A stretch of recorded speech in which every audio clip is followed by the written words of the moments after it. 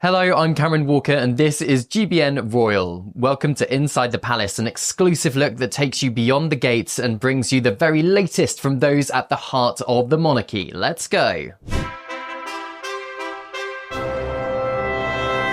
On Monday, President Donald Trump was sworn in as the 47th President of the United States of America. The relationship between Sir Keir Starmer's Labour government and the new Republican president, however, is at best rocky. But Britain has a trump card, pardon the pun, the royal family, and the president is known for his pro-monarchist tendencies. Good trade without eye-watering tariffs and diplomatic relations between the United Kingdom and the United States could prove essential in an increasingly volatile world. Is it any wonder, therefore, that a Downing Street source told The Times this week that the government is planning for a senior royal to visit the United States to renew this special relationship?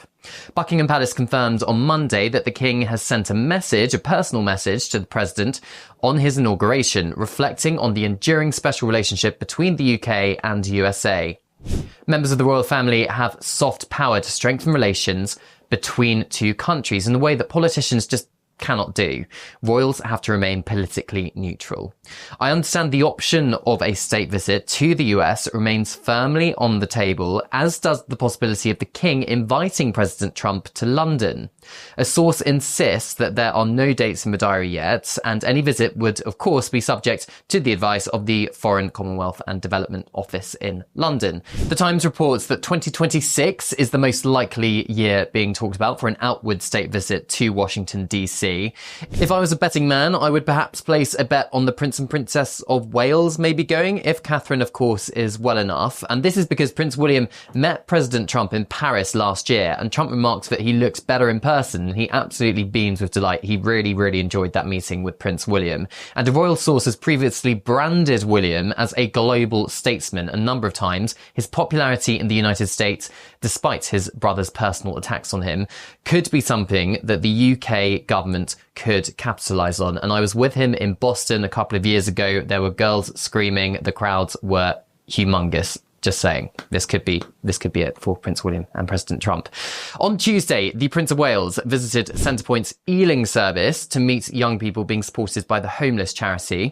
2025 will mark 20 years of Prince William being the charity's patron, having made secret visits as a boy with his mother Diana, Princess of Wales.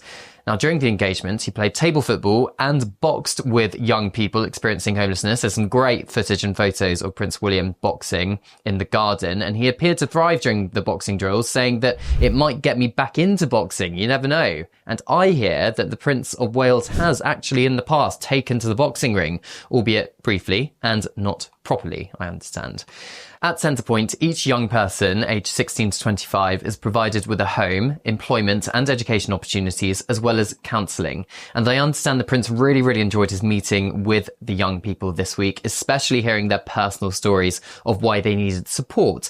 For example, he met 24-year-old Bethany, who was in care as a child. She fell pregnant aged 17, but she pushed through with the help of Centrepoint and earned a degree from the London School of Economics, which is a really prestigious university here in the UK, and now works in local government. In 2023, the Prince of Wales launched Homewards, which is a 5-year plan to demonstrate homelessness can be ended in the UK, making it rare, brief and unrepeated. And a Kensington Palace spokesperson tells me, Homewards is now in its 2nd year and the Prince of Wales is focused on the action that can take place across the 6 locations. They stretch right across the United Kingdom. He will no doubt take inspiration from the innovative approach he saw at Centrepoint today.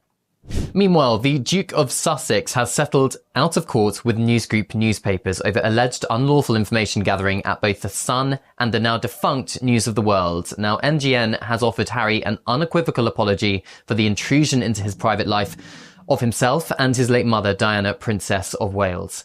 It is the first time the Sun newspaper has ever admitted in its history liability for their use of private investigators to carry out unlawful information gathering, but the title has always and continues to deny phone hacking ever took place there.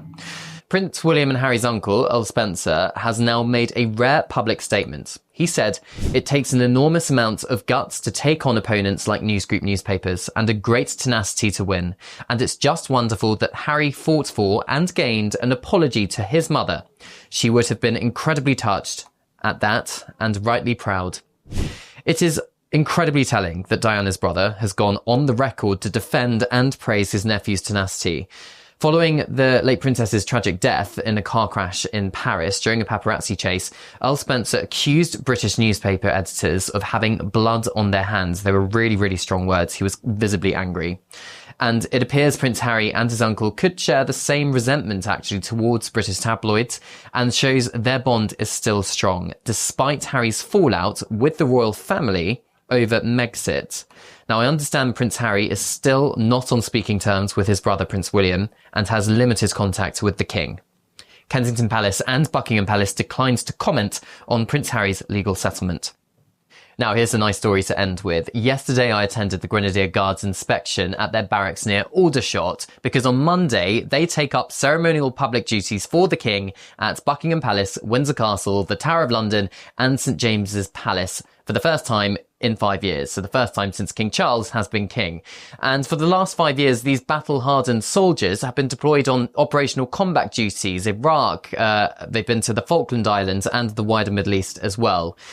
And with a few minor tweaks which were ordered by the Brigade Major of the Household Division, Lieutenant Colonel Charles Foynet, they will achieve ceremonial perfection by Monday's ceremonies. And he told me that the things we tend to be commenting on are things like the fit of the uniforms, but we will have more on that later. The Grenadier Guards have a particularly close bond with King Charles, who I understand often has private dinners with them.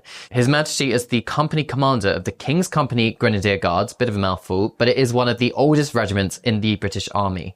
They have been on duty inside Westminster Abbey, for example, at every coronation since King Charles II was crowned following the restoration of the monarchy in 1660. They were originally formed from loyal bodies of men who remained close to and trusted, crucially, by the King throughout his exile in Bruges. His father, Charles I, was executed in 1649. So here is the highlights of my visit to Lille Barracks in Aldershot. March!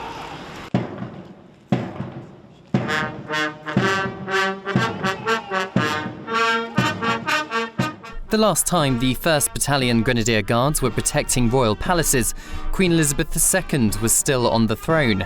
Since 2020, they've been deployed to Iraq, the wider Middle East, and the Falkland Islands. After 5 years in operational combat roles, these battle-hardened soldiers must now turn their skills to ceremonial perfection on behalf of the nation and the King, promoting Britain at its best. And it's nothing short of perfection that's expected from the King and his Brigade Major of the Household Division. Lieutenant Colonel Charles Foynet is scrutinising every aspect of the Guardsmen's performance at their fit-for-role inspection at Lille Barracks in Aldershot. So what's his verdict? Everything that is within the power of the soldiers has been done to an extremely high standard. The things we tend to be commenting on are things like fit of uniforms, where perhaps some tailoring adjustment is required, or in one or two cases where bearskins are perhaps a little bit beyond their design life and are going a funny colour or could fit better. So it's really about providing the appropriate support to make sure that the soldiers and indeed the battalion get the support they require to perform to the highest standard. Assuming the Brigade Major thinks they're fit for duty, the Grenadier Guards will take up positions at Buckingham Palace, Windsor Castle, the Tower of London, and St James's Palace on Monday. As well as ceremonial guard changes, they'll help the King welcome visiting world leaders during high-profile state visits. In private, it's understood His Majesty often dines with his guardsmen, a particularly close bond he's developed as company commander of the King's Company. Captain Robin Mackworth-Young of the Grenadier Guards explains the relationship. It's a huge privilege to have His Majesty as our Commander-in-Chief, and I know that he takes his responsibilities to not only us, but all of his regiments in the British Army very seriously. We feel a particular connection to the royal family, having been personally formed by King Charles II in exile in 1656, and that close relationship between the Grenadier Guards and the wider Household Division has remained extant for those 400 and something years. This summer, the Grenadier Guards are expected to take part in the 80th anniversary commemorations for the end of the Second World War, supporting their Colonel, the Queen, and their Commander-in-Chief, the King. Cameron Walker, GB News, Aldershot. This is Cameron Walker for GB News Royal. Don't forget to subscribe for more royal content.